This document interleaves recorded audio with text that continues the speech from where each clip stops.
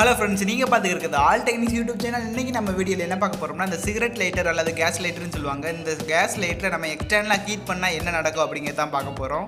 இதை எக்ஸ்டர்னலாக ஹீட் பண்ணுறதுக்காக நம்ம இந்த கேனில் தான் யூஸ் பண்ண போகிறோம். அந்த கேனில் ஃபயர் பண்ணி அதுக்கு மேலே அந்த லைட்டர் இதை மாதிரி வச்சு செக் பண்ணி பார்ப்போம் இதோட பெர்ஃபார்மன்ஸ் எப்படி இருக்குன்னு. ஓகே, வாங்க வீடியோக்குள்ளே போகலாம்.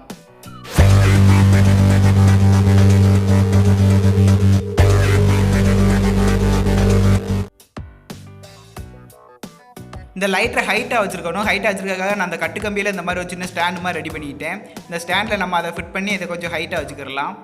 இந்த ஸ்டாண்டோட எண்டில் பார்த்தீங்கன்னா நம்ம யூ மாதிரி இதை வளைச்சி விட்ருக்கேன். அதில் நம்ம லைட்டர் இந்த மாதிரி ஃபிட் பண்ணிக்கிடலாம். ஓகே, நெக்ஸ்ட்டு கேனில் இந்த மாதிரி லைட்டுக்கு நேராக கீழே இந்த மாதிரி ஃபிட் பண்ணிக்கிடலாம். ஸ்ட்ரைட்டாக இருக்கிற மாதிரி வச்சுக்கிறணும். ஓகே, அவ்வளோதான். இப்போ முடிச்சு நம்ம இப்போ இதை ஃபயர் செக் பண்ணி பார்த்துடலாம். இது என்ன நடக்குது அப்படிங்கிற செக் பண்ணி பார்த்துடலாம்.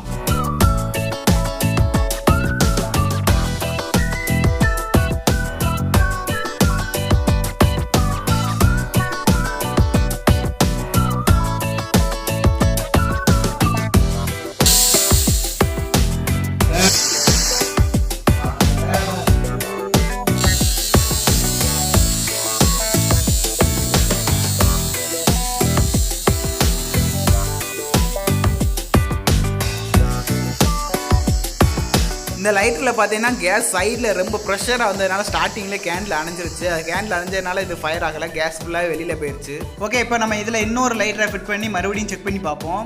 இதில் ஒரே ஒரு ஃப்ளேம் கீழே சின்னதாக எரிஞ்சதுனால தான் இது ஃபயர் ஆகலை, அது ப்ரெஷராக வந்தது அணைஞ்சிருச்சு. இப்போ நம்ம இதை ஃபயர் பண்ணுறதுக்கு இன்னொரு மெத்தட் ட்ரை பண்ணுவோம். நெக்ஸ்ட் மெத்தட் நம்ம ஃபேவரட்டான நிக்ரோம் ஒயர் தான். நிக்ரோம் ஒயரோட ரெண்டு எண்ட்லேயும் பவர் கொடுத்தோம்னா அது ஹீட் ஆகும். இதை பற்றி நம்ம நிறைய வீடியோ போட்டிருக்கோம், அதை நான் டிஸ்கிரிப்ஷனில் கொடுக்குறேன், நீங்கள் பார்க்கலாம், செக் பண்ணி பாருங்கள்.